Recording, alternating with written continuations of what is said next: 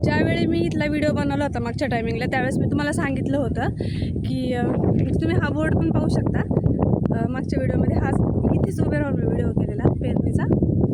आणि पण आता काय झालं आहे ना, ते पण दाखवलं होतं. पण ह्या शेतामध्ये त्यांनी काही पेरणी केलेली नाही आहे. आणि इथे तुम्ही पाहू शकता की मेंढ्या इथे चरतायत.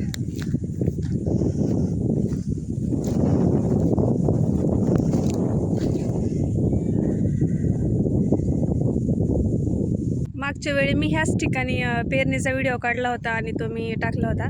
आता तुम्ही पाहू शकता की इथे मोहरी किती छान उगून आलेली आहे आणि किती छान दिसते. मागच्या वेळेस जेव्हा पेरणी चालू होती ना, त्यावेळेस मला असं वाटलं होतं की इथे ते ओट्स पेरत आहेत, कारण इथे जास्त करून तर ओट्स, कॅनोला, मोहरी आणि गहूच पेरले जातात. तर पण आत्ता जेव्हा आम्ही पाहिलं नाही, तर इथे यांनी मोहरी पेरलेली आणि दूरपर्यंत ती इतकी छान दिसत होती ना. आणि जिथे ना ओट्स पेरतात ना, तिकडे सुद्धा असे ना पूर्ण ग्रीनरी झाली आहे. त्याचा पण मी एक व्हिडिओ बनवणार आहे. तो मी तुम्हाला नंतरच्या व्हिडिओमध्ये दाखवेलच.